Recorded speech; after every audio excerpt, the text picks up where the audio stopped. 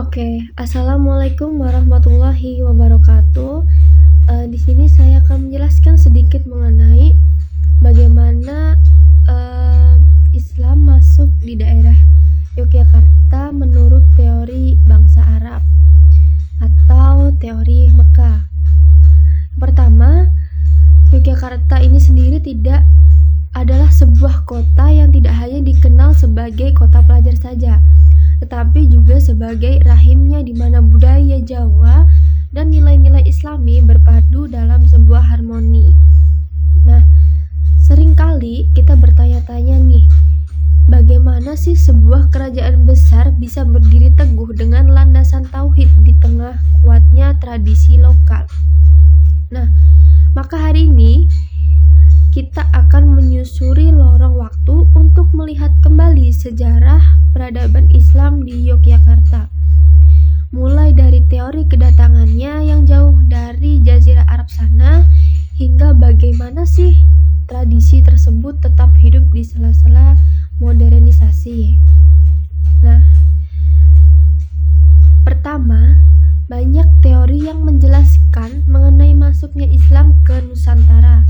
Namun salah satunya yang paling kuat adalah teori Arab atau teori Mekah yang didukung oleh Buya Hamka. Nah, menurut teori Arab atau teori Mekah ini sendiri, Islam tidak menunggu abad ke-13 untuk sampai ke wilayah Nusantara. Nah, pada sejak abad ke-7 Masehi, saat masa kekhalifahan Islam masih sangat muda, para pedagang dan pengembara dari Jazirah Arab telah mengarungi samudra. Mereka tidak hanya membawa kain atau rempah, tetapi juga membawa cahaya iman. Kemudian, untuk buktinya, sekarang adalah mazhab Syafi'i yang kita anut sama dengan mayoritas masyarakat di Mekah dan juga di Mesir. Kemudian selain itu, adanya catatan dari dinasti Tang di Tiongkok menyebutkan bahwa keberadaan komunitas Arab di pesisir Sumatera pada abad ke-7. Kemudian dari pesisir inilah perlahan namun pasti nilai-nilai Islam bergerak masuk ke jantung Pulau Jawa hingga akhirnya menetap di sebuah wilayah yang bernama Mataram. Nah, kemudian lompat ke tahun 1755 ada perjanjian Giyanti, yang mana perjanjian Giyanti ini melahirkan Kesultanan Yogyakarta, di mana Sultan Hamengkubuwono ke-1 membangun kota ini dengan konsep Sangkan Paraning Dumadi. Dalam Islam, kita mengenal konsep innalillahi wa inna ilaihi raji'un. Namun di Yogyakarta, filosofi ini diwujudkan secara arsitektural. Bagaimana? Nah, di Yogyakarta sendiri ada yang dinamakan dengan garis imajiner, yang mana garis tersebut ditarik dari panggung Krapyak menuju keraton, lalu berakhir di Tugu Pal Putih. Adalah simbol perjalanan manusia menuju Sang Kholik.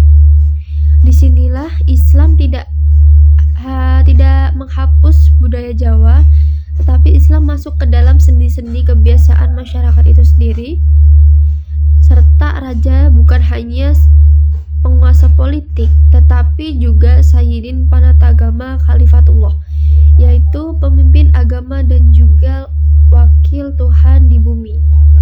Kemudian, bagaimana sih caranya untuk menyentuh hati masyarakat itu sendiri? Di Yogyakarta itu sendiri dilakukan melalui kesenian. Jadi penyampaian ajaran Islam ini dapat dilakukan melalui kesenian, seperti contohnya wayang kulit, di mana dulu terkenal melalui para Wali Songo yang menyebarkan agama melalui pertunjukan wayang kulit. Kemudian wayang kulit sendiri di tangan para ulama dan juga raja, cerita wayang ini disisipi dengan nilai-nilai tauhid. Kemudian ada juga tentang gamelan di sekaten. Nah, setiap tahunnya itu ribuan orang berkumpul untuk tradisi sekaten. Dan kata sekaten sendiri itu berasal dari syahadatain atau yang berarti 2 kalimat syahadat. Nah, ini adalah salah satu merupakan taktik dakwah yang cerdas, di mana dia akan melalui sekaten itu akan mengumpulkan massa dengan musik yang indah, lalu menyampaikan risalah Islam di tengah-tengahnya. Kemudian ada juga tradisi gerebek. Nah, gerebek ini merupakan tradisi membuat gunungan. Jadi gunungan ini berisi hasil bumi yang akan menjadi simbol sedekah raja atau sebuah perwujudan syukur kepada Allah Subhanahu wa Ta'ala atas keberkahan tanah tersebut. Serta di Yogyakarta ritual bukan hanya sekedar tontonan saja, tetapi juga merupakan tuntunan. Kemudian tak jauh dari istana ada sebuah kampung yang bernama Kauman. Jadi disinilah pusat para ulama dan juga abdi dalam agama. Kemudian di kampung ini pula pada tahun 1912 Kiai Haji Ahmad Dahlan mendirikan sebuah gerakan yang disebut Muhammadiyah. Kehadiran gerakan ini memberi warna baru. Jika keraton menjaga sisi kulturalnya dan juga tradisi, maka gerakan Muhammadiyah ini membawa semangat modernisasi dan juga pemurnian ajaran. Keduanya bergerak secara berdampingan menjadikan agama Islam atau ajaran Islam di Yogyakarta sangat dinamis, menghormati masa lalu namun siap untuk menghadapi masa depan. Kemudian sejarah Islam di Yogyakarta sendiri mengajarkan kita akan satu hal. Apa sih? Nah, bahwa agama itu akan kuat jika ia mampu menyatu dengan nafas masyarakatnya tanpa kehilangan jati dirinya. Kemudian dan dari teori Arab ini atau teori Mekah tadi yang melintasi samudra untuk mencapai wilayah Nusantara hingga ke nisan-nisan di Kauman, peradaban Islam di sini adalah saksi bahwa iman dan juga budaya dapat berjalan secara beriringan.